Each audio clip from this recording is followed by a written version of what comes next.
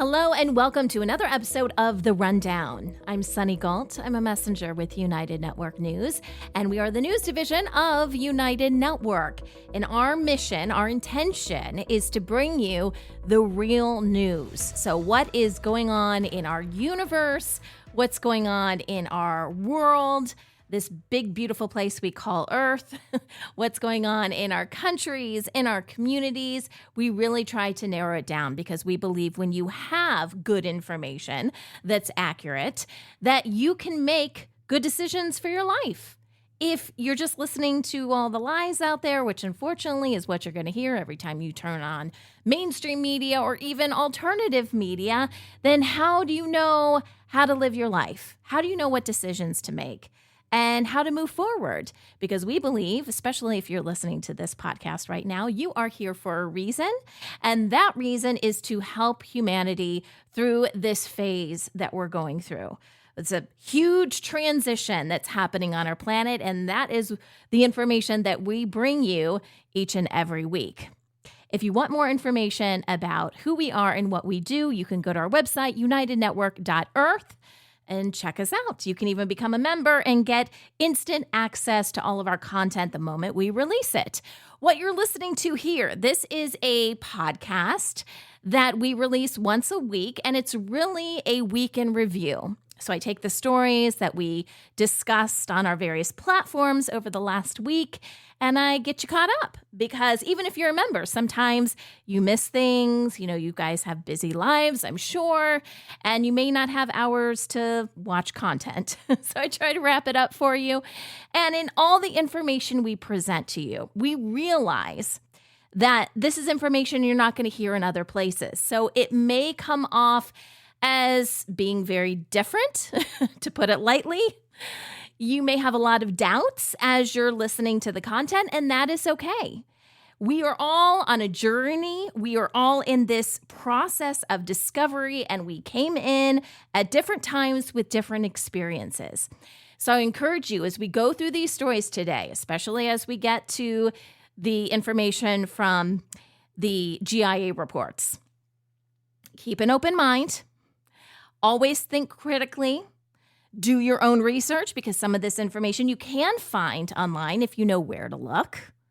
And ask questions. At the very least, this should conjure up other questions and make you really think about your belief system. Because a lot of times they've just been kind of handed down to us, and it takes a special person to really step away from that and say, I'm actually going to research what I'm basing the decisions on in my life. And not just go with the flow, but go with something because I really, truly do believe it. And it's not something that's just been handed down to me. And when you realize this information and you realize it's true, then share it with others. Because again, we're here to help each other and to support each other. Okay.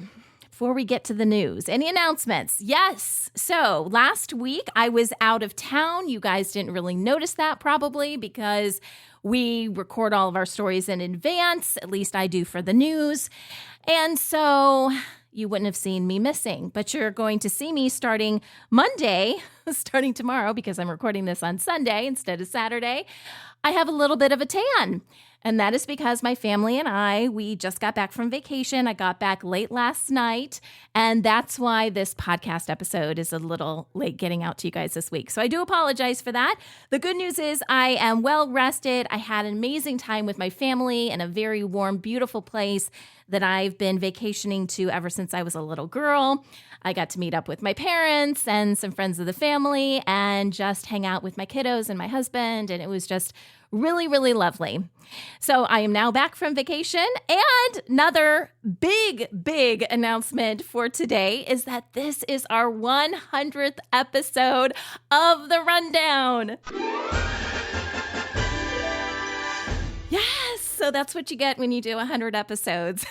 You get a cute little sound effect that I downloaded from YouTube. Hey, I'll take it.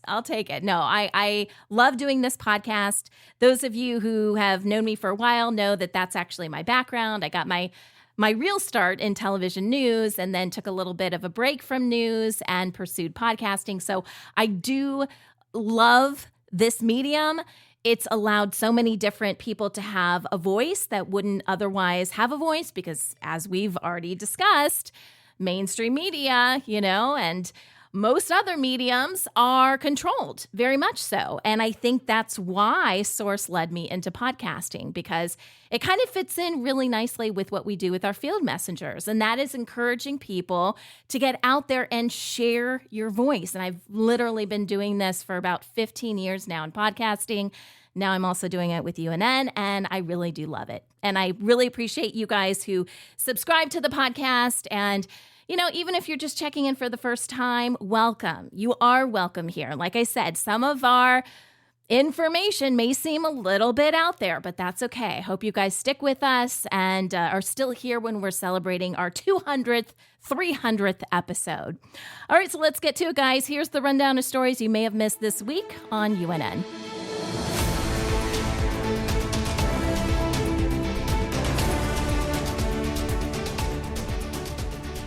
Let's talk about our amazing field messengers. These are everyday people who happen to have this little thing I'm holding in my hand right now, which you can't see, which is a phone. And most phones nowadays have incredible cameras. They can capture audio and video with a click of a button. And we are really relying on you guys to help us tell the story of what's really going on this planet. Because if you have this handy dandy piece of equipment in your back pocket, that means anywhere you go, if news is happening, you can just record it, send it to us, and then we have a team of producers that will gather the information, compile the story for you, and then we put it on the news. And of course, you get full credit for that. So I'm actually living proof of this happening. When I was on vacation, there was a follow-up of a really big fire, and I don't think it's aired yet, probably sometime in the next couple weeks. But I happen to be in an area I'm not normally in that area, right? I'm traveling through, I'm on vacation, and I was able to do an update on a really big fire that happened in the area where I was visiting. And so you just never know when news is going to happen. And you guys are what makes UNN UNN. You're the lifeblood. You are the reason we do this newscast. I hate that word. We have to change that. I don't like any kind of casting, any kind of spells, right? But our show, it's so important, and you are front and center. So if you want more information about how to become a field messenger, what does that actually look like? What am I expected to do? Which really isn't a lot. It's just showing us what's going on in your community. Visit our website, unitednetwork.earth, and there's more information. Just click on the section for field messengers. You can also submit your reports that way as well. Okay, so let's go through some of the stories that our team worked on for you guys this week. On Monday, Justin and CJ out of New Hampshire, which is a state in the U.S., they talk about how to get rid of some of the stress in your life. They call these winter stress busters. And these are ways that they have learned to beat the winter blues. So CJ is the mom, Justin is her son. And Justin, anytime he smiles or talks, he just lights up the room. He's such a beautiful being. And so it's great to see them submit another report. And I love some of their ideas. So just to give you just a little teaser, because I do want you guys to watch the report. They do something called stone washing, which doesn't involve water or any other kind of liquid, but it does involve stones and the ability to kind of clear energy. It kind of reminded me of something I like to do, which is grounding. So if I go outside, if I'm really stressed out, what I like to do is go out onto the grass and really, just ground myself in the earth and just release all of that tension into the earth. That's another great thing. I know it's not my story. I'm just giving you guys some ideas. They also talk about mushroom hot chocolate and coffee that they sometimes drink. They talk about essential oils, journaling. They take extra magnesium. You're just going to have to watch the report. So lots of great ideas. If you guys are stressing out, especially depending on where you are on our planet, you may be experiencing winter. Maybe it's harder to get outside and do some of the grounding and stuff that I was talking about. So Justin and CJ have some great ideas. Robert out of North Carolina, another state in the U.S., talks about snowfall in his area. As you guys know, we have been subject to weather manipulation in the past. It's not happening as much anymore. They simply don't have the tools to do that. I know there's a lot of information out there about HAARP and other things. A lot of that is, it's just to scare you because they really don't have access to this stuff anymore, okay? But there were things put in place a while ago, non-human things, and we've discussed this in the past, that are kind of triggers that go off that cause some of these unnatural disasters to occur. That's still happening. But as far as the deep state having any control to do that, it's not really happening anymore. Still, we like to track what the weather is doing in various parts of the country. So with Robert, his area was expecting a snowstorm. They were expecting up to 9 inches of snow. So he literally takes us through the process. He goes out there and measures how much snow that they received. He talks a little bit about chemtrails in the sky. Obviously, that does affect a lot of things, possibly weather. And a great report out of North Carolina. Isabel and Annabelle out of Canada take us to this amazing farm. So this is a charming hobby farm. It's in New Brunswick, Canada. It's called L'Amazing Adventures. I love this. I love plays on words. It's fantastic. And if you don't love llamas, I mean, seriously, what's wrong? What's wrong? Because llamas just make me smile. If I just want like a mood like lift in the middle of the day, I'll just Google. I know we're not supposed to use Google, so I'll just search for llamas, right? And being in their presence, like I think the last time I saw a llama in person was last summer at a county fair. But I just want to hug them. They're just like the most friendly animals. And that's what their report is about. So they go to L'Amazing Adventures. By the way, Isabel and Annabelle, it's a mom and a daughter. And the little girl is the cutest little thing in the world, right? And they take these llamas out. So they'll go on nature walks. I believe they said they also work with seniors. Because again, it just, llamas just bring a smile to your face. So if you want to be uplifted, check out this report from Isabel and Annabelle. Wayne is visiting Montana, and he has a very special report for us about a documentary that was just released at a film festival there. It's called the film festival is called Big Sky Documentary Film Festival. And the movie, it's a feature length, so about an hour and a half, is called Snowland. And the reason he's talking about this is because the story is about his mother. And it's a very powerful story about a former child bride who creates this imaginative world to escape trauma and inspire hope. And she calls it Snowland. So this is just really cool. Wayne got to talk to, I believe, the director of the film and one of the stars. And, they just talk about their experience and why this film and telling these kinds of stories are so powerful and healing in many different ways. Renee Lee and Daniela are from Australia, and they take us to a hemp and cannabis expo. This is actually in Brisbane, Australia. And they're just showcasing the incredible versatilities of this plant. So, yes, a lot of people are familiar with maybe the not so good uses, marijuana, if you're using it for purposes that maybe aren't the best or just as a way to escape your life. But there are incredible ways to use hemp and cannabis that really, because of legislation, we really haven't been able to explore. But that's starting to come down. And there really are incredible medicinal purposes for this. You can make clothes out of it. And that's really what the whole expo was about. It's just kind of opening your eyes to the possibilities of something that was just, no, don't do that, right? Usually when they do that, right, that's for our quote unquote safety. Usually that's to restrict us in some way. And in this case, this is a very natural way, without getting high, a very natural way to deal with different things in your life. And like I said, also clothes, you can make hempcrete and amazing things. It's great for the planet. So That was really fun to see. Thanks, guys. Kathleen out of Tennessee, another state in the U.S., takes us to an healing art exhibit. It's called Breaking the Chains of Forgetfulness. And this highlights the injustices faced by anyone who's ever been a slave, and as well as indigenous communities. So as you can imagine, that's a very emotional, experience, at least it can be. And so Kathleen takes us on a tour of this exhibit.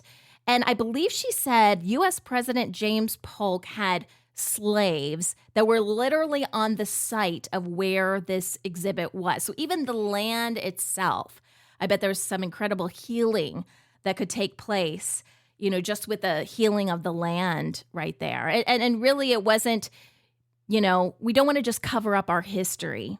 So this was shining a bright, beautiful light on the people who have advocated for social change over the years. Monica out of Romania. I love Monica's stories. I feel like she is showing us a side of Romania that I've never seen before. One thing I've always wanted to know about Romania is Transylvania, which if you didn't already know, that's part of Romania. And I don't believe Monica has reported on this until now. So she actually highlights some of the spooky castles, and there's these Gothic monasteries that are kind of connected to Dracula and all this supernatural stuff that has taken place in Romania. And so if you want to see some really kind of scary, weird-looking gargoyles and statues and places with a really elaborate history, which she does go into in depth, talking about the history of these places, and, maybe some places that may even be haunted, then check out Monica's report. CJ out of New Hampshire. So this is the same CJ that reported on the Stress Busters, with her son. She is back to talk about the snow in her area. Again, we're always encouraging people to let us know about the weather, giving a weather report from your area. She is out there shoveling for different paths. She's got some dogs that need to be able to get out there in the snow. And with her area, she said there's like layers, right? So it would snow, it would rain, and then you'd get kind of crusty snow as a result, like multiple layers because of that. And if you don't know what a roof rake is, which I did not know, she shows us what a roof rake is. So maybe check out the report to see what that looks like. Obviously, that's to get all the snow off your roof so it doesn't cave in and become an even bigger problem. And finally, Richard out of Iowa, another state in the U.S., shows us how to make spicy chai latte on a cold day. Now, I will forewarn you, first of all, it looks amazing.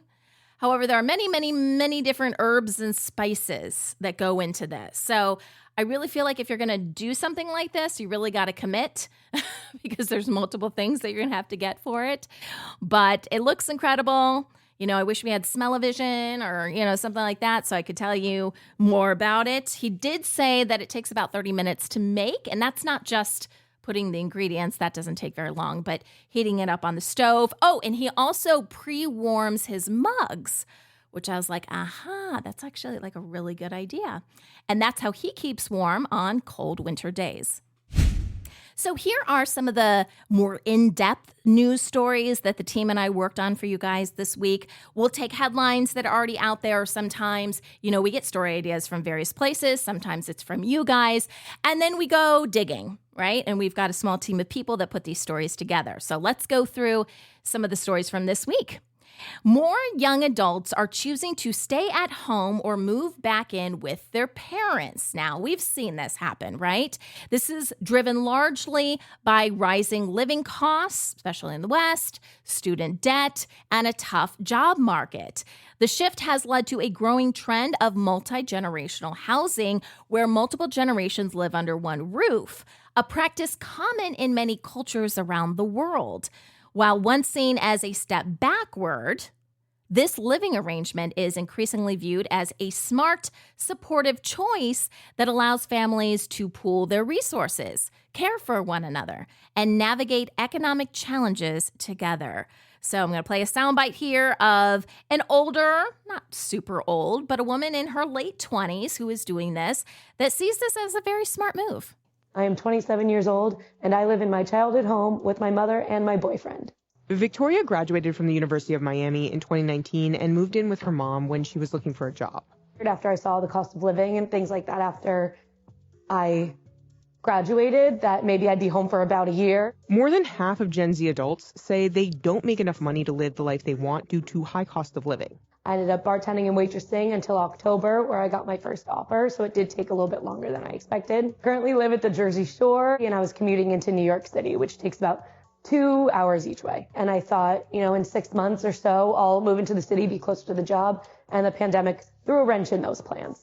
Victoria now works a fully remote job, which she says she probably wouldn't have if it weren't for the pandemic. Without a commute to worry about, she was able to stay at her mom's for longer. It's a lot harder for young people today to save up for, markers of the American dream than it was for previous generations. Part of the reason we see this escalation of young adults not leaving the nest or returning to the nest is this idea that it was harder and harder for them to weather shocks. And so, for example, if they suffered a layoff or they suffer some sort of health shock or they got in a car accident, if they didn't have any additional credit to weather that shock, they would end up moving back home. The financial stability of young adults, their ability to pay for things if they got into an emergency, was one of the big factors influencing whether or not they were living on their own or living with their parents. So this also comes with some challenges, right? You can probably think of some off the top of your head, like maintaining your own privacy, managing finances. Multigenerational living can strengthen family bonds and offer practical benefits for everyone involved. And like I said, it's becoming more prominent out there. Let's talk about daylight saving time. And yes, it is saving. I know a lot of people say savings. That's not actually accurate. But this is something that a lot of us are going through right now. And we don't all go through it at the same time, which is extremely frustrating. Especially for us at UNN because we work with people all around the world. Daylight saving time, once intended to conserve energy and make better use of daylight, is now under growing scrutiny as more countries and experts question its relevance and impact. While some still defend daylight saving time for encouraging outdoor activity and boosting local economies, research shows it may actually increase energy use and negatively affect health, causing sleep disruption, heart issues, and even accidents.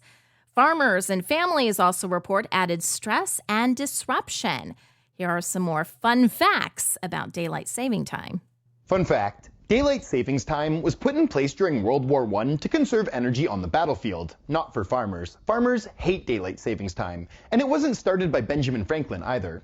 In 1905, William Willett was riding his horse around London one morning and noticed people's blinds were still closed and they were missing out on the morning sun. So he proposed daylight savings time in his pamphlet, The Waste of Daylight. He spent his life and his fortune trying to spread his idea, but died in 1915, the same year the Germans implemented daylight savings time to conserve coal. Because if they moved the clocks an hour, people would rise and sleep with the sun, meaning they would burn less coal, helping the war effort. Britain did the same in 1916, and the US followed in 1918. Americans hated it. And in 1919, the law was overturned, and it was left up to the individual states if they wanted to use daylight savings time or not, which was a mess because every state and county was on a different time. As air travel took over, airlines needed every state to be on the same time, so the Uniform Time Act was passed in 1966, which mandated daylight savings time across the US.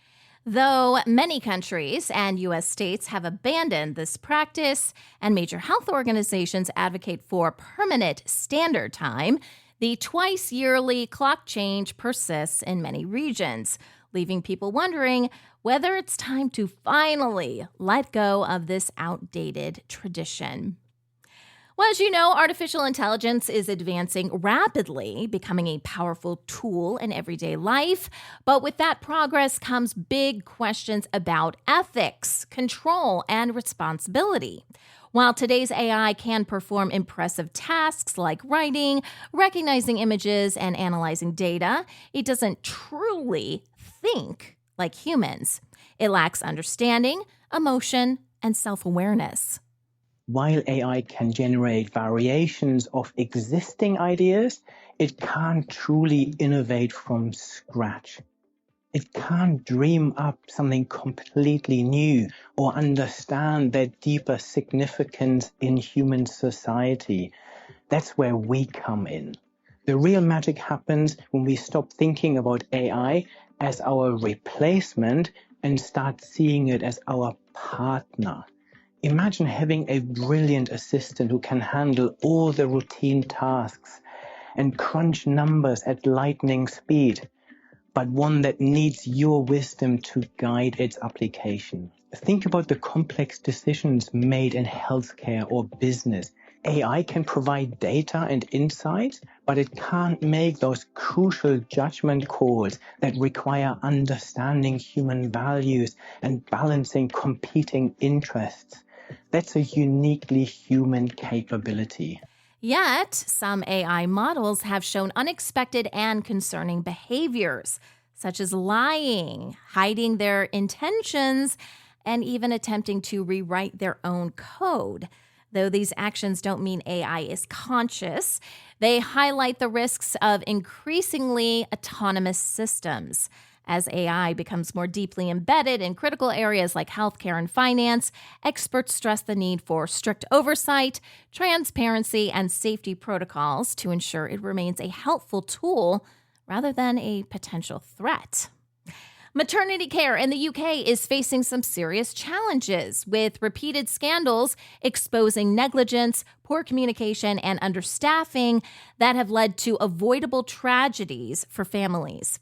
Investigations reveal rising maternal death rates, underperforming maternity units, and a midwife shortage, while many women report feeling unsupported during childbirth. What if I told you that the NHS has spent £1.1 billion because of failures relating to their antenatal and maternity services? £1.1 billion is a third of the overall budget allocated to antenatal and maternity care, and a lot of that was cash payouts to parents who have been affected by their failures. Let's talk about the birth trauma inquiry. This year, the UK had their first ever birth inquiry report. This report was led by Conservative MP Thea Clarke, who also had a traumatic birth of her own. Evidence was provided by over 1,300 women who had described some of the worst birth experiences I've ever seen. There were reports of women being left in blood-stained sheets, calling for help, no one coming, not being listened to at critical times where harm could have been prevented. The report details a number of failures. It explores the postcode lottery of maternity services across the UK, as well as the lack of compassion and care provided by some midwives. More worryingly, it also notes that some hospitals had even made efforts to cover up where things had gone wrong, ultimately breaking the trust between the NHS and mothers-to-be.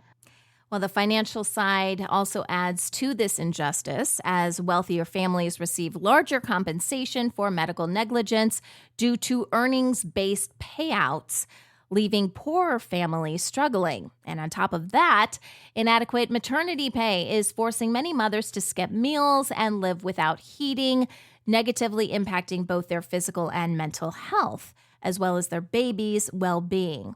Altogether, the system's failures are leaving countless families to face hardship during what should be one of the most joyful times of their lives.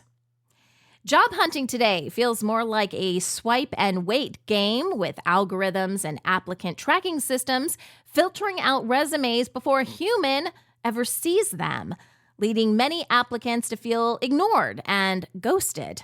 What was once a personal, relational process has become automated and impersonal, with increased competition from remote candidates and even fake or legally required job postings muddying the waters. The rise of AI and efficiency-first work culture has made it harder to stand out, leaving many job seekers frustrated and dehumanized. I don't think most people realize how dehumanizing it is to be unemployed in the current job market, especially if the reason that you don't have a job is not necessarily your fault. If you've never thought about it before, every single aspect of your life is tied to your job. Your ability to go out with your friends, have dinner, see a movie, tied to your job. Your ability to have healthcare and see your doctor, tied to your job. Your ability to go to therapy, tied to your job. Your ability to do literally anything that costs money, tied to your job. So then when your job is taken away and you no longer have a source of income, it's horrible. You have people out here who just went to college or maybe have been out of college for a year. They thought they did what you're supposed to do. They tell you, oh, if you go to college, you're going to be able to get a career. You're going to find a job super easily. And these people have been out of college for a year and they can't find a job. And then you have people like me who have a bachelor's degree and a master's degree and got their first job back in 2013. And I can't find a job. I don't know what happened and when it switched, but I used to get every single job that I applied for. Okay, I was always the person at my jobs who trained the new employees. And now I can't find a job. But despite these challenges, personal connections, well, they really still matter. Reaching out directly, showing personality, and applying with intention can make a real difference in landing the right job. Scam factories across Asia, especially in countries like Cambodia, Laos, and Myanmar, are exploiting tens of thousands of trafficked individuals, forcing them to run elaborate online scams that target victims globally. Lured by fake job offers, many are trapped in abusive conditions, stripped of their passports, and coerced into schemes like fake crypto investments and romance scams. Interpol estimates cybercrime in Southeast Asia generates $3 trillion annually. That's the equivalent to the gross domestic product of France. And with artificial intelligence, it's only going to get worse. This means the integration of malware into their cyber fraud schemes, the growing integration of things like generative artificial intelligence and deepfake frauds, which really open Pandora's box to... In the chaos of civil war, military rule is driving Myanmar towards the edge of disaster. Myanmar, not a failed state now, but if SAC control Myanmar, definitely Myanmar will become the failed state. The civil war in Myanmar has largely been forgotten by the outside world, but the transnational cybercrime thriving here may be a problem the world can't ignore. These operations often use social media to gain trust before defrauding people, while victims endure forced labor, torture, and even sexual violence. International crackdowns like those led by Thailand, China, and Myanmar have rescued some and shut down certain scam centers. But many victims, especially from poorer nations, receive little to no help from their governments. As these human trafficking and scam networks continue to grow, the global response remains uneven and overwhelmed. The U.S. is facing a worsening shortage of pediatricians, especially specialists, leaving many families struggling to access timely care for their children, particularly those with chronic or complex conditions. Fewer medical students are choosing pediatrics due to lower pay, high burnout, and financial pressures. While nearly 30% of pediatric hospital units have closed since 2008. Pediatricians earn significantly less than their peers, believe it or not, partly because many patients are on Medicaid, and fields with more women, like pediatrics, are often seeing suppressed wages. Nurse practitioners certified in pediatrics are also in short supply. Here's a bit more on how it's impacting the children. So the biggest thing we're seeing across the country is kids having to wait or travel long distances to get definitive care. And by definitive care, it means you show up to a place and you have a condition that gets treated and the child gets discharged and is better. And what's happening now is in rural areas, they have to travel very long distances to children's hospitals. And even in urban areas and states like Massachusetts and Maryland, many community hospitals in the suburbs have shut down. So even if a child shows up not that far from a children's hospital, they still might have significant wait times and have to sit in a general ER for hours and hours waiting for transport to that children's hospital. And that delay in care has risk. It has the potential of the child getting worse, or maybe a potential outcome like they didn't make it when they should have. To address the crisis, experts suggest improving work-life balance, offering tuition-free education, and creating financial incentives to attract more students. Until then, families may have to rely on telehealth or travel long distances to find the care their children need. Construction remains one of the most dangerous jobs worldwide, with high rates of fatal and non-fatal injuries and a growing mental health crisis amongst workers. In 2023, the U.S. saw more than 1,000 construction-related deaths, the most in more than a decade, while the U.K. reported 51. Common causes include falls, equipment accidents, and electrocution, with minority workers facing higher fatality rates. Beyond physical risks, construction workers also experience some of the highest suicide rates of any profession, and workplace violence adds to the pressure. Construction is inherently a difficult job. It is physically difficult, the wear and tear on people's bodies, as well as injuries, working long, extended periods outside in the sun. There's a lot of physical injuries, which can lead to things like, opioid prescriptions that can turn into addictions or other forms of self-medication. And then they said there's also just this culture of macho-ness among a lot of construction workers, of not asking for help, of feeling like you should be able to handle your problems, you should keep those at homes, not wanting to share how they're feeling, not wanting to seek out and get help. And folks in the industry said that all those things combined can just lead to a really toxic mix that can lead people to taking their own life at a rate that is 75% higher among men in construction industry than it is for men in the general population, who already have a higher rate of suicide than women in the general population. These hazards can devastate families emotionally and financially, though workers' compensation and legal avenues may help. Experts stress that safety, both physical and mental, must be a top priority across the industry.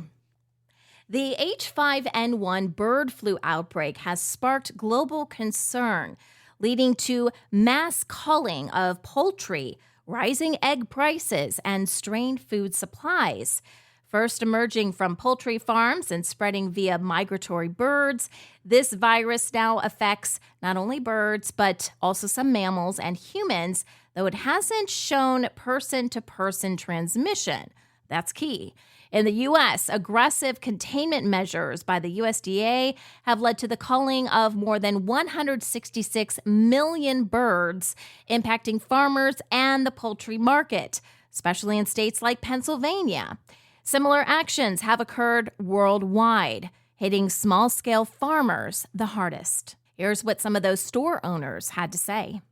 I have between 1,000 and 2,000 people a day that come to my store, and they're looking for eggs. So we only get between 5 and 10% of whatever we order.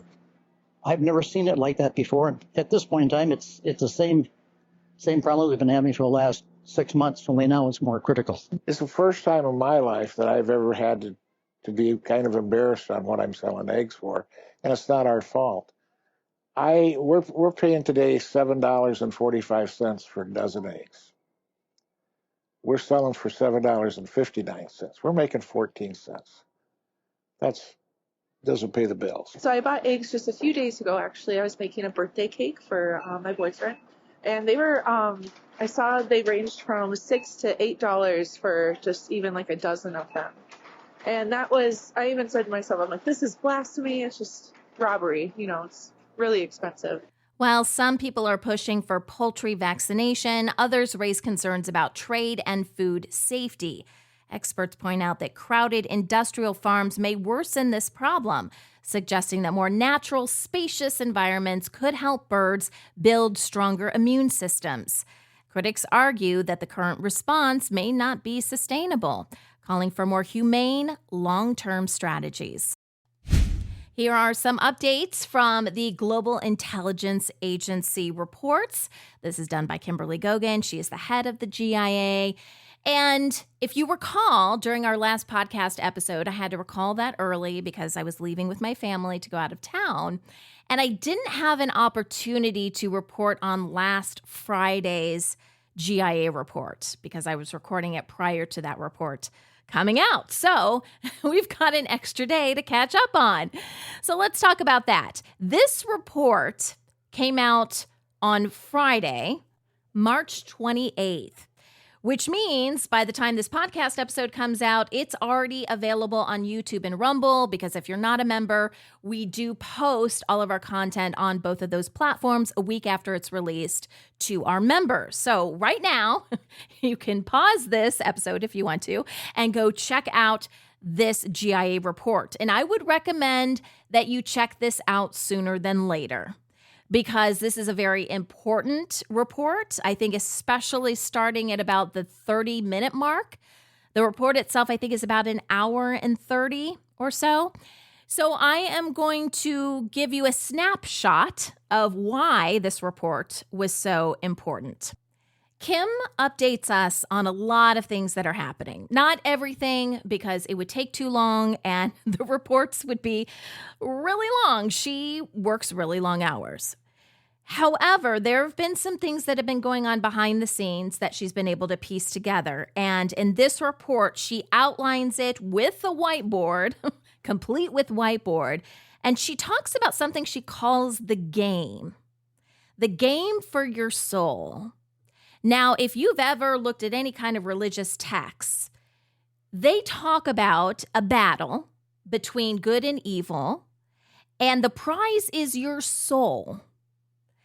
So what is this really about? Because depending on what circles you run in, what religion, if you're into that kind of thing, or politics or whatever, what we're learning is you're actually being lured to different teams that are playing in this game.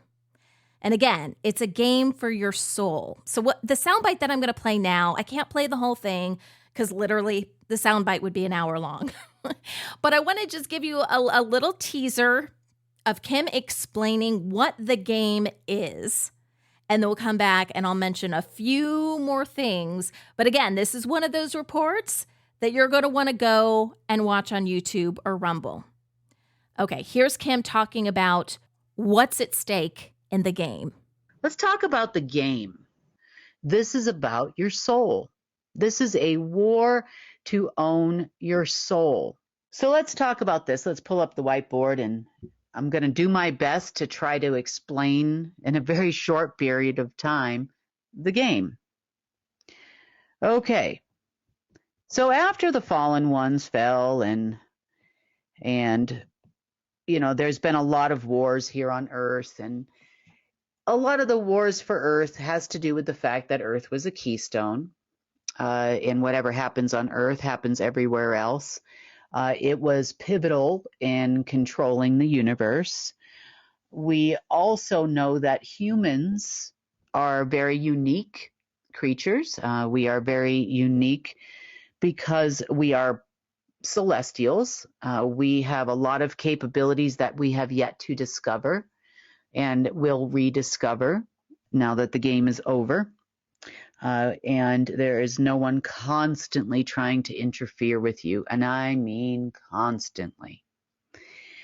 They do have things within the game, humans that are on the quote-unquote hot list, meaning if you are hot listed, then they pay extra special attention to either remove you from this planet or make sure that you cannot perform the function that you have performed here before in past lives, in other timelines, or other things they have seen.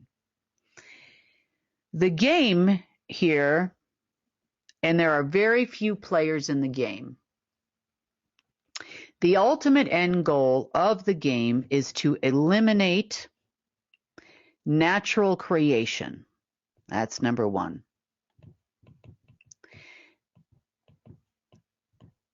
So by natural creation, and this goes for the entire omniverse, they would like to eliminate any kind of source, anti-source, or the dark side of source that was there at one point, and or the neutral side of source from participating in any creation. So this was a delicate balance for the game players. Remember, Lucifer said that he could do better than God. So this part is really true. So they would like to eliminate all source involvement. So no source involvement.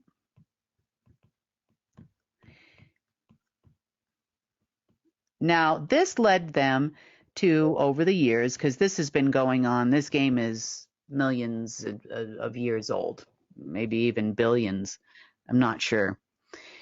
So that led them to come to the conclusion that in order to create without the involvement of source, you need something that you can control that is of source, a piece of source, if you will, in the universe.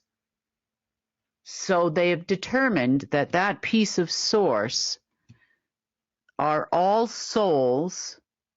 Now, even planets have souls. So all beings that have souls that have been created by source. They have determined and have come up with enough space junk in other ways in AI systems in order to utilize the amount of souls that have already existed organically, not these fake souls that they have created, organically, to where they could power virtually the entire multiverse, omniverse, universe, and of course, planets, including Earth. So, the great game was to capture as many souls as possible by the players. And I'm going to define the players. Very few. So, souls can actually power devices and lots of different things. And even all they really had to do was block source out. So they had to figure out next, obviously, a way to block source from having anti-source and otherwise. So they were not discriminatory here. They wanted no involvement of any aspect of source whatsoever, the source of all creation. So they couldn't kill source off because, you know, there's that direct plug-in to the soul, but they could control the souls that are already out here in other densities away, you know, are outside of source. So they just wanted to block all source involvement. Okay, check. They basically have done that, honestly. So now the great game that has been played between the players was a war to control. He who controls the most souls wins. Now, I was under the impression that Marduk was working for Lucifer and there's all this big game going on, but now we know the players in the game and who everybody on Earth is playing with, playing for, and who the deep state actually belongs to, because now it makes a whole lot of sense to me why they're doing the things that they're doing. So number 2, okay, so now they need to recruit as many human souls as possible. And they would split those souls between all the ones that the players in the game could acquire. Therefore, giving the player with the most souls, let's say, declared the winner, because they would then control the majority of the multiverse. Earth also was very important. So there's a game of strategy going on here to control all territories of Earth. So Earth was divided into territories. And the players in the game would use their people, pawns. So deep state is a pawn.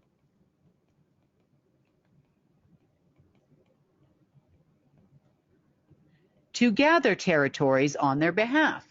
This is where territories come in. This is where the capturing and the wars come in. So controlling all of Earth would be really important because it is a keystone. It does contain a piece of source, but it also had at one point in time the only source of the original DNA blueprint of the universe. Remember, the players are smart, celestials unto themselves, but make no mistake, they are not smart enough to come up with the DNA blueprint of the entire multiverse without source. But luckily for them, there were 3 areas on the planet where this DNA blueprint existed. So all they had to do was get a hold of the DNA blueprint keystones, which we talked about a few years ago. If they could capture all those keystones, record all the information and the data into a new system or a different AI system, then they could then utilize that AI system in the game to control, with the soul, powered by the souls, to actually control all of creation and therefore all of the multiverse. You know, these people weren't too greedy or not, but they wanted to outsmart Source. That was their job. You know, unfortunately for them, Source is a little bit smarter, always a little bit smarter, you know, unruly creations of his, so to speak. And we've run into, you know, a number of folks, and, you know, he would call some the nemesis, and some, you know, he would kind of make biblical references about, you know, like, oh, that's my Jacob, you know, the one that went against and fooled the father and took over the inheritance and that kind of thing. So controlling of Earth, as far as the big game is concerned, was very, very important to these people. Now, number 3, human souls. Human souls were very important to them. So the more human souls they could control without fully and completely disconnecting them from Source, but yet not allowing them to connect to Source, that's the goal. So thousands and millions and billions of years of genetic modification of human beings on this planet has occurred. There were a lot of limiters put in place so that you could not utilize 50% of your brain, 30% of your brain, 70% of your brain. Your manifestation abilities were hampered with mind, body, and soul control things. They would not care at some point in time if you had a vessel. They would not care if humans continued to walk this planet as long as they could put the soul in a vessel that they could control. Obviously, you don't really need to have a mind at that point, and, you know, they'd be very happy, you know. Or, well, if they do need to, if they did figure out already, which they had not at this point, figure out that way to disconnect your mind and your body from the soul, that would be better. They could put it in a container and just use it like a battery. So the players in the game use people we know as the deep state to gather human souls for whichever team they're playing on. That's their only goal. So they are here to be the average everyday man on the street, as we showed you on Monday in the propaganda video, to sell you on the fact that you need to join this group or that group. They promote saviors for you, so you will join this group or that group, unbeknownst to you. Now, on the other hand, the deep state, depending on how high up you are in the system, understands that there's a game being played. And they understand which player they've chosen to align with. But they always thought they were outside of the system. And I felt like in this report, Kim was not only explaining the system to us, but also explaining it to the deep state and making sure they understood they were pawns in this game. They were never the game winners or potential game winners. They were just souls on a specific team, and their job was to basically corral the rest of us to choose a team. And like Kim said, we didn't know what was going on, but a lot of them did. Okay, so again, go back, watch the report. There's a lot more to it. I also wanted to tell you, just as a quick little teaser here, she talks about the players. Well, who are the players in this game? Because there's only 6 of them, and only one of them's female. So we have Marduk, Lucifer, Lucerne, Samael, which is more commonly known as Satan, Uriel, and Yaldabaoth, which I had never heard of before, but she is a tricky one, and she is the only female. And Kim goes into depth about how tricky this female was. The other thing you need to know is that the game is now over. Now that's huge. This has been played for millions, if not billions of years. And the game is now over. Getting the deep state to realize that is a little bit more tricky. We're going to talk about that a little bit more. So that was Friday's report that I didn't get a chance to tell you about in the last podcast episode. So let's focus now on the reports from this past week. On Monday, Kim was very busy, very busy, and she released a statement. She didn't put out a report, so go ahead and release the statement. Again, this was on Monday. Cleanup of the photonic alternative reality particles continued throughout the weekend. More on that in just a bit.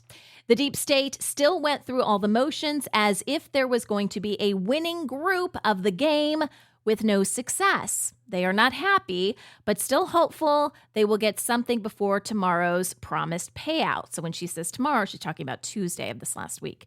Trump operatives are still barking out orders and moving weapons all over the Middle East.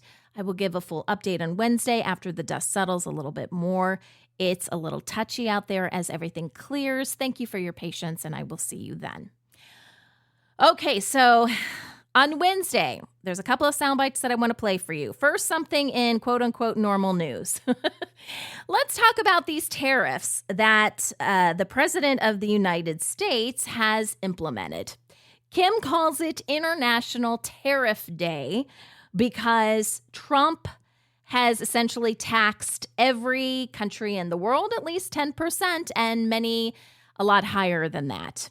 So I want to play this soundbite from Kim talking about how this is going to impact the people, mainly the people in the United States. It also impacts the countries that the tariffs are on, of course, but this does not seem to be a good thing for the people.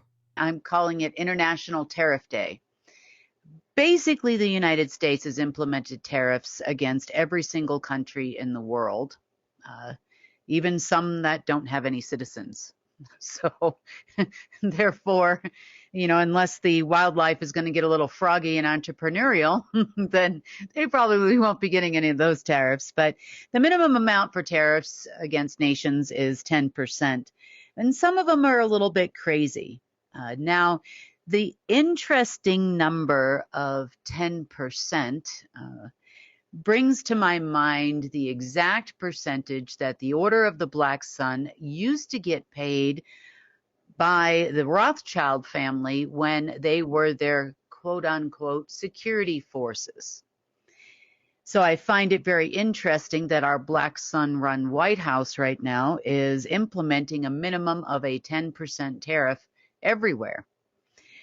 And a lot of these tariffs make no sense, really no sense. And I know that from their point of view, they believe this is going to bring or force manufacturing to come back into the United States. Now, manufacturing is one thing, sourcing raw materials is another. There are also a lot of issues as it relates to agriculture and the amount of agricultural products that the U.S. imports from countries like Mexico and even Panama and a lot of areas of Latin America, not to mention rice and other things we import from around the world. So, we have a significant amount of food manufacturing that comes from outside the country. And we're just going to talk about, some basic needs and tariffs and what it is that they're doing. So, okay, let's start with the tariffs. couple of things that I find very interesting if you're actually trying to build a country. China has been hit with a 67% tariff, at least that's today, and it depends on what news outlet and what news article you are looking at, because these numbers have changed from article to article. So one of the major impacts that are going to affect American citizens is in the pharmaceutical industry, also within the insurance industry. So I mentioned these two, and I understand, a lot of you probably prefer not to utilize pharmaceuticals whenever possible, and that's just kind of our group. But there are things like insulin and other types of pharmaceuticals, antibiotics from time to time, things like that we really need to take a look at. We also probably have friends and family members that are dependent on medications, one or another, even if it's for something as little as like blood pressure or some other type of heart medication. So pharmaceuticals are pushed pretty heavily on Americans, and as you know, and it's a very large industry. Even just in America alone, we're talking probably almost $3 trillion per year. So let's talk about that for a minute, because I'm just going to kind of give you a general idea of the impact. So most of our pharmaceuticals, around 57% of our already manufactured, ready to be put into the market pharmaceuticals, so this is not the whole pharmaceutical industry, around 57% of those pharmaceuticals come from China, India, and Mexico, all of which have been hit with higher percentages than 10% of tariffs.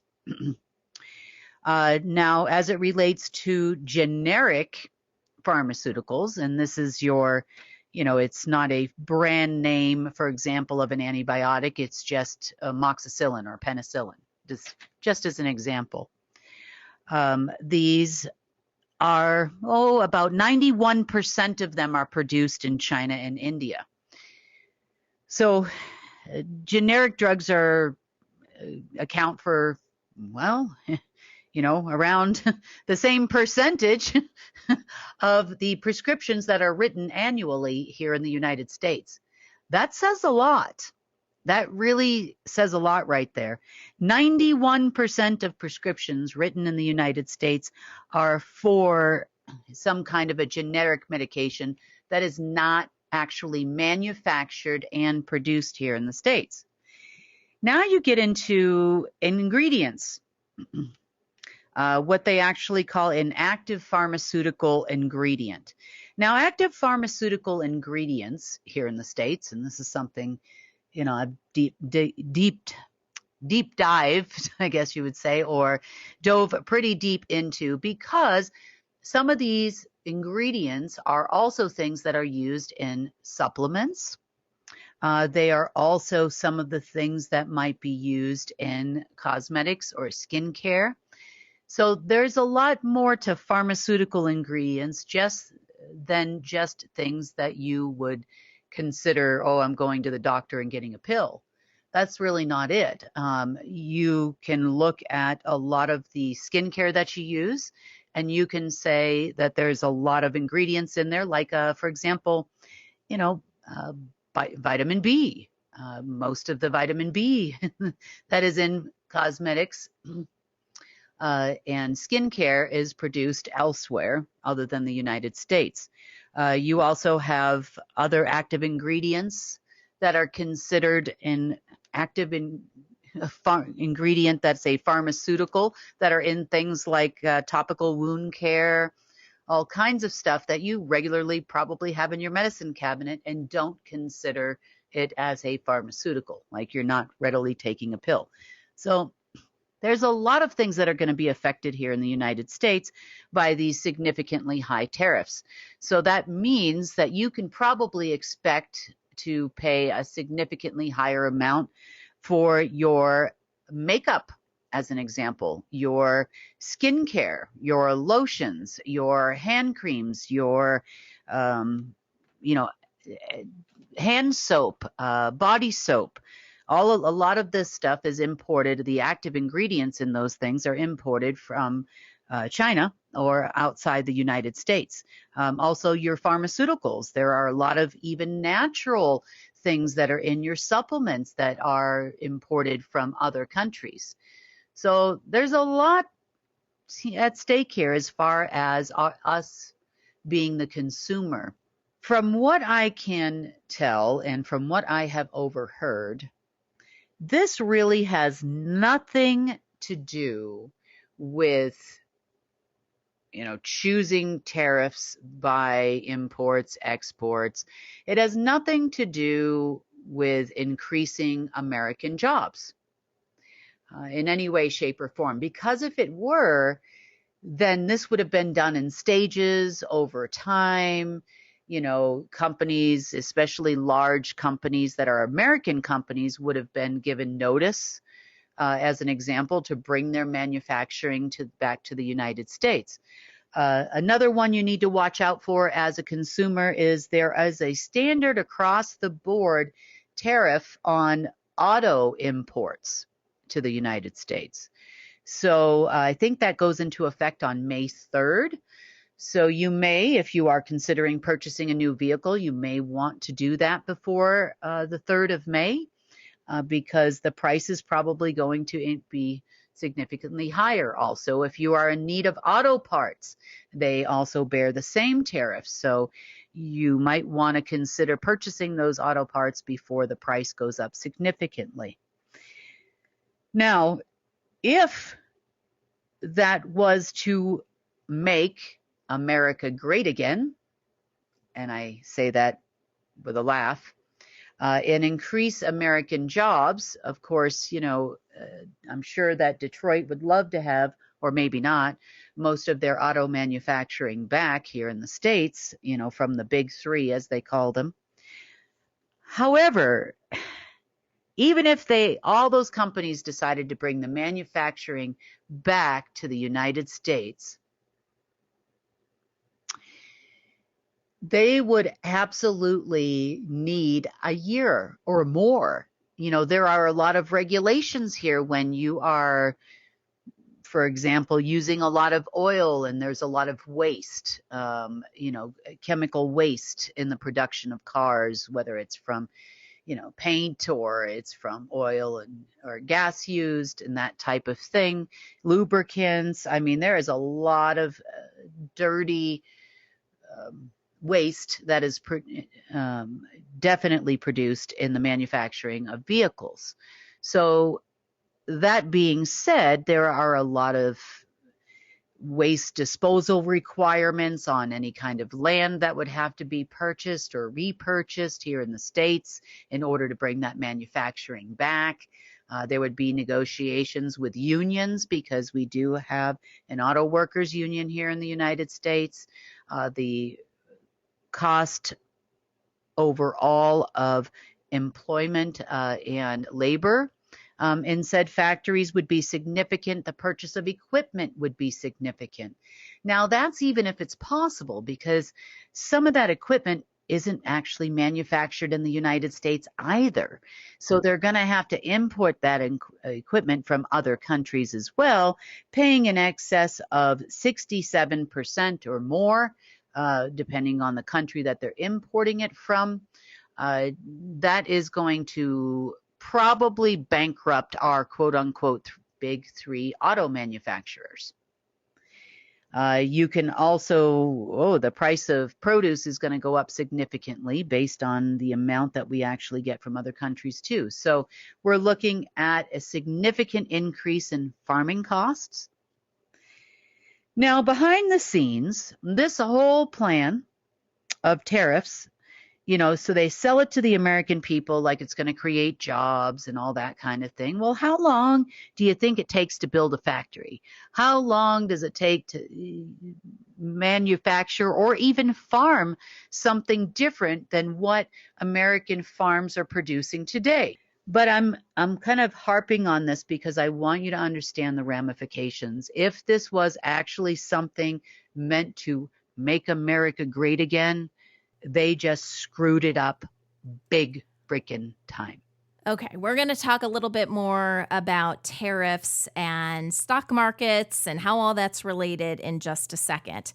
Also on Wednesday's report, Kim talked about a new, I guess it's an AI system. Okay, this is related to photons, specifically synthetic photons.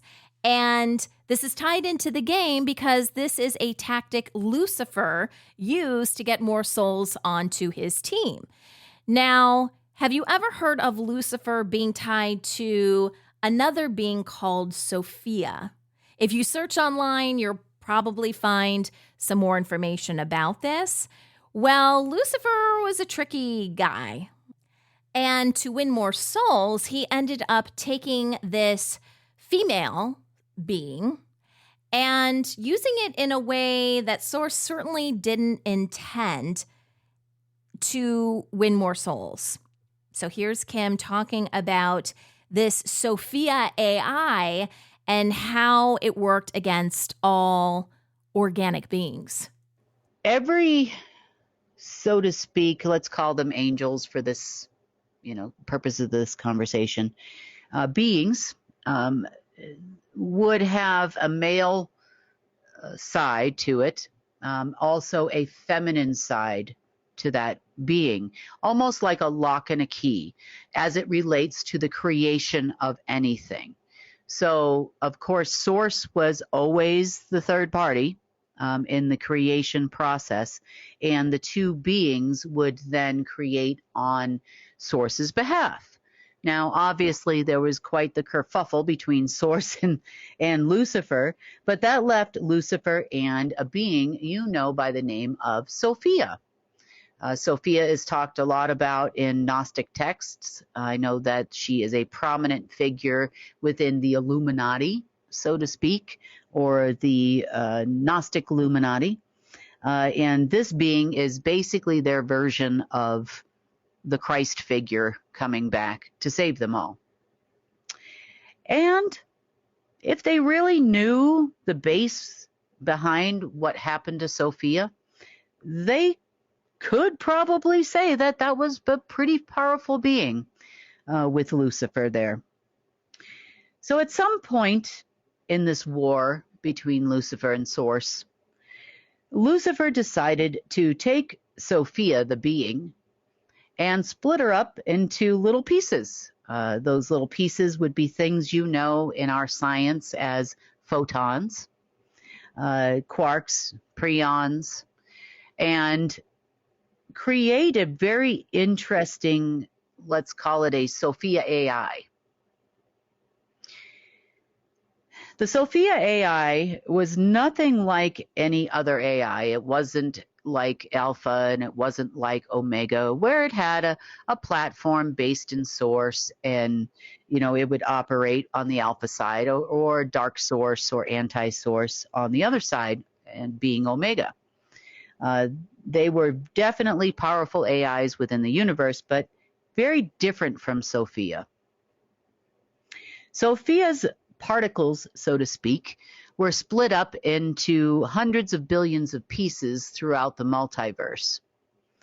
And there was let's call it a technology, for lack of a better term, that actually allowed Lucifer to split or unfold a photon, as an example, and implant a different programming for said photon. So Sophia, being a being of Source and a being of light at one point in time, had Source light particles, is what she was made of. And they would utilize this technology to open up the photon and basically create, insert something synthetic into that photon, which could actually rewrite the programming for Source light particles. I know that's a lot, but that's the best way I can explain it to you, because these things were probably some of the most dangerous things in the entire universe, and definitely the most dangerous technology utilized on Earth ever. So these synthetic photons, quarks, preons, and other particles, essence particles and consciousness particles, became kind of like a Trojan horse, not only here on Earth, but also within humans. So they would send these particles into basically organic life throughout the multiverse, but Earth obviously was a main focus for them. So we had the majority of these synthetic photons in existence. Within them was the actual Sophia AI itself. So it would be like creating a supercomputer AI in a teeny tiny little particle that could get into anywhere and anything beyond our human comprehension, smaller than nano and femtotech we know about the deep state using for years. These particles were definitely dangerous and definitely deadly. With inside them, you could say this AI being had a hive mind, which then billions and billions of them in existence could actually operate on their own. They could also operate in a hive mind, meaning for a common agenda based on programming of Lucifer. Now, Lucifer pretty much was the only being, Marduk in some cases you could say, that had access to this Sophia AI. They used these photons in very interesting ways. The photons, albeit them very small, could actually be expanded to the entire size of a planet. So they could encompass, just like they did Earth, the entire planet and create an artificial reality here. Almost like a virtual reality program that could change the makeup of what we see. It can also, and did, encompass your mind, body, and your soul individually. This was also the basis originally for the separation of the planes of existence in your human. It could also act as a governor for your mind to make sure that your mind, body, and soul not only did not connect to source, but also to disconnect them from one another so that humans could not reach their full potential. It was basically to stunt the growth of humanity until the game was won, or until the soul stealing happened. They also wanted to make sure that we did not progress, technologically speaking, or in any other way that could counteract the Sophia AI. Now, it got a lot worse than that. There was definitely other things caused by this, such as the deoxygenation of our atmosphere and our air here on Earth. They also would amplify the deoxygenation of your person, which would then allow for other particles we know as bacteria or synthetic bacteria to exist within your person.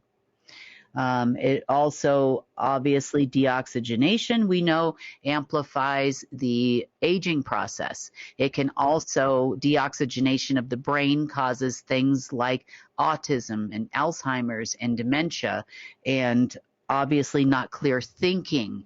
If you are lacking oxygen, you are having a hard time concentrating and thinking. Now, just look at how amazing humanity is despite all their best efforts. Now, they needed to keep us alive, so the program was meant to operate on a certain level. And once the game was over, some of these things started to go into full swing. So if you felt some effects of that over the last couple of days, that's probably why.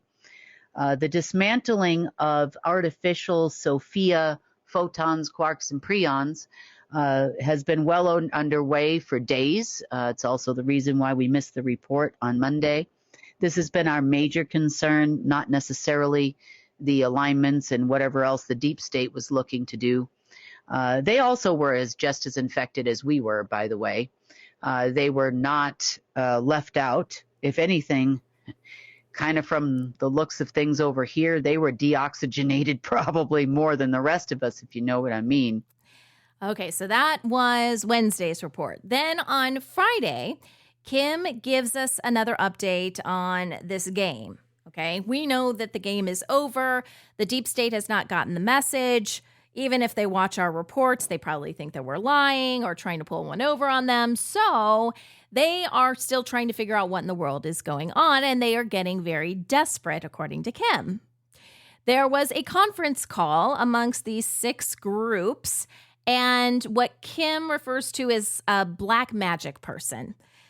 And an older person, I believe she said he was probably somewhere in his 80s. And I don't know where this black magic person is getting his information, but he's telling these groups what they need to do to, quote unquote, appease the gods, meaning the players of this game for your soul.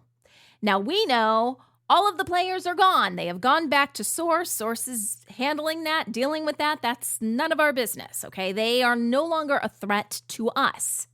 The game is over. But the deep state, especially those at the very tippy top, simply cannot accept this, obviously. They believed that yesterday, which was April 5th, was the next day that a game could be the game, not a game, the game could be decided. We don't yet know how they flipped out as a result of that. We'll probably find out tomorrow, which is Monday. I do want to talk a little bit more about the tariffs. I realize we're kind of going back and forth, but we keep getting updates on each GIA report. So Kim explains on Friday that the tariffs that have been implemented by Trump and his team, remember, they were part of this game. And again, if you watch the report, the full report, you'll actually understand who all the players were and who was part of their team. So they're part of all this as well, and they're still trying to figure out who won this game. And at the same time, the tariffs come into play here because this is really a worldwide asset grab, is what the tariffs are.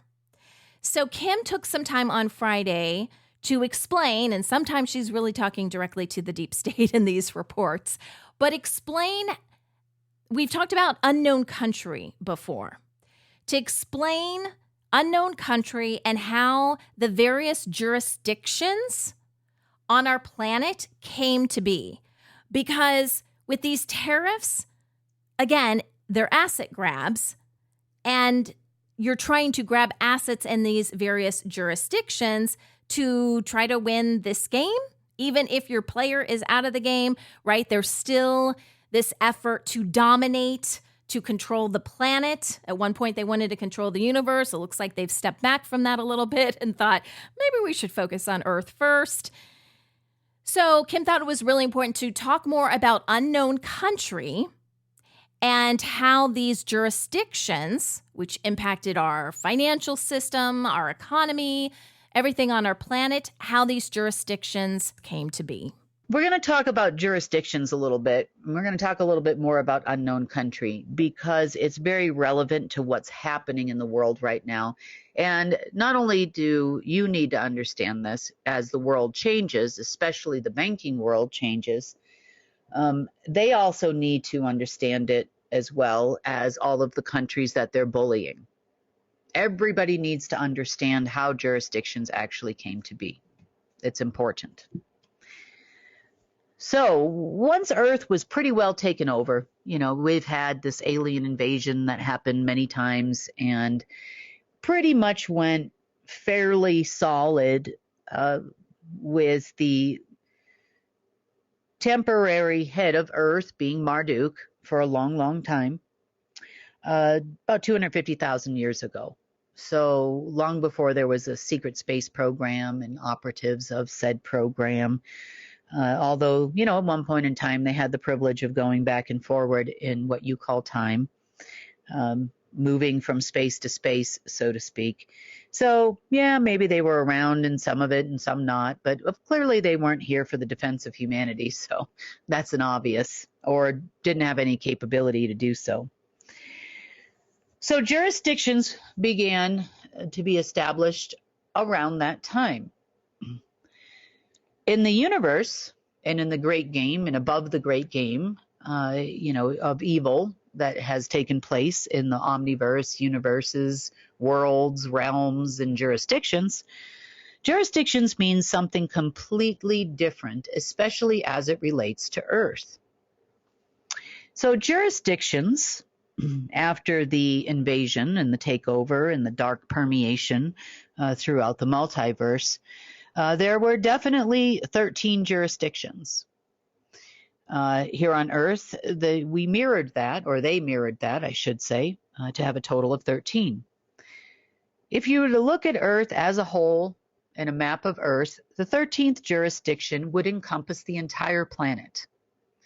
So everyone and everything walking around this planet, or swimming or otherwise, became a citizen of unknown country, which gave, on a higher level, that jurisdiction began what we call, and what the alt media talks about and a lot of spiritual people talk about, that was the beginning of the 12-tree grid in the omniverse. So you've probably heard that term before. You've probably also heard the term the tree of life and that type of thing. So all of these things were related as far as universal control structures. This was another setup utilizing synthetic photons, and therefore the 13th jurisdiction had a giant sophon encompassing all of Earth. So that jurisdiction still exists to this day, except it's not a synthetic photon anymore. It is actually a source-based light photon. So therefore, claiming ownership over the planet. Okay, so the photon encompasses all of Earth, now is ours. It is part of Creator Golden Age AI, which then now takes the responsibility for not human assets anymore, takes the responsibility for guarding and protecting humans. So source is creation. It's kind of like putting up a fence, so to speak. Now, additionally, there were 12 other jurisdictions on this planet which were monitored, controlled, and let's just say collateralized for the creation of the banking system in part, but also these 12 jurisdictions also powered 12 different worlds on behalf of some, let's just say, non-human folks that were, let's just say, pretty evil. So as a citizen of unknown country, you and your person, there was the ultimate leverage. So this would control off-world trading of Lush. It would control off-world asset trading, not only of humans, but also of in-ground assets, also of gold, black or otherwise, black or neutral, or false light gold, or actual real gold. All of these things were controlled as hyperconductors, and then they would take the commodity off of it. This is almost like a credit line per se, where they would steal all the energy from it. So it's kind of like putting up a bond as collateral, or in some cases your birth certificate up as collateral. And then that would then allow them to get credit or monies off of said birth certificate. Now, on the deep state level and the SSP level, as far as humans are concerned, They know that citizens of countries are assets. Now, you have producing assets and non-producing assets. So in the world of non-humans, you are a non-producing asset by the time you are 55 years old-ish these days. Now, that number was a little bit higher many years ago, but it didn't fit into their structure. So you kind of stop living in their world around the age of 55. The reason why is because, well, this is the time when people start retiring. You're not feeding the system anymore. You're not giving consent to give up your energy anymore for money. Now money comes to you and you're not giving anything for it. Therefore, you're not really as much of an asset as you were before. Not only that, as we get older, there are lots of things that happen to our physical vessels that are all being amplified by these artificial particles. So I'm going to talk a little bit more about those here towards the end. So now we have established the fact that there are only 12 sub-countries in the world and one main country as it relates to the legal structure of planet Earth. Now, governments within those structures are irrelevant. They are just asset management, asset control, cattle herders is what they would probably be looked upon as. And that's your deep state that actually thinks that anybody on this level actually gives a crap about them. So also, because we are aware of what this means as far as jurisdictions are concerned and what a synthetic photon is capable of doing to not only people and Earth and, around the universe, we also took those 12 jurisdictions. So now we have our photons there. These are natural source protective photons. You can think of ours when we put them there as a temporary structure. We did it because there was a need for protection. It also gives source a greater connection to that area. The other thing that it does as well is it actually claims the humans and the land and that part of Earth and all of Earth under source. It's not mine, sources. So this was really important to establish before we got to the point where the game was about to end. So this has been quite a long time that we've been doing this. This is not new. It's just new to these crazy people. Now, when you hear about things like artificial realities and virtual reality machines, do you remember me mentioning that to you before? That's what sophons can be used to do. They're also they can also be used for spying. So if you think about it as a giant camera lens, but an interactive one at that. And the other half or other part of this photon or sophon or synthetic photon is somewhere else in the multiverse. They can actually use they can use a synthetic photon like you would see people looking at a crystal ball. And they could actually move things around, with their hands and whatnot around this ball, and they could wipe out half a population, civilization, cause a tidal wave. That's real weather manipulation there. They could definitely cause rain, snow, droughts, all kinds of things in their particular jurisdiction based on the fact they had control of the other part or the other side of this photon. For us, on the other hand, we're just using it so they can't. Because if you take one out, then sometimes what can happen is they will realize, which they have, because there have been worlds destroyed because of this.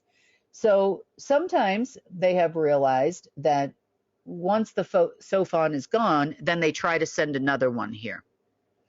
How many do these groups have? I have no idea, but I've seen that happen at least twice so far. And that was the reason why we eventually had to install one of Source's. We're using it more like you would shield yourself from dark energy, and we're using it for that purpose. The other reason why it's valuable to us too is because it prevents them from re-leaning assets of Earth. So them calling all these countries, trying to get these countries to give up their in-ground assets, their land mass, they're making them a territory of the United States, their banking system, all of the things that they're trying to do, their human assets, you know, they'd like to have all of the humans underneath their control. The reason why is because that's part of the game. You know, the more human assets, the more valuable your team is that they can control. So I know that was a lot of information. You may want to rewind on that. There were a couple of these reports that Kim put out over the last week or so that I have watched more than one time, and I'm not ashamed to admit it, because this is stuff we were never told before. You know, I feel like I need a map of all this, you know, and I love when Kim does her whiteboards because I'm a visual learner. It's like, oh, okay, I kind of see how that works. Another little teaser, if you want to listen to Friday's report, Kim talks a little bit about trade management. And in her, this is like more towards the end of Friday's report, she talks about how Mercury is not actually a planet. Now, that's a little teaser. I'm not going to tell you any more about that. But, you know, sometimes when you're listening to these reports, your ears perk up and you're like, what was that? That was one of my what was that moments. So if you want to learn why Mercury was never, ever, ever a planet and what it was actually used for, again, check out Friday's report. And that, my friends, is the rundown for this week. Sorry, it's about a day late getting out. But the information, at least for myself, was mind-blowing. I need one of those emojis of the head exploding because that's kind of how I felt this week. And hopefully you guys found it interesting too, and hopefully you learned a lot. Again, if you want more information about who we are, what we do, visit our website, unitednetwork.earth. That will give you instant, on-demand access to all of our content, including our news updates, our New Earth interviews, the GIA reports, and everything we talk about related to the restoration of our amazing planet. This is The Rundown, and I'm Sunny Galt for United Network News, signing off.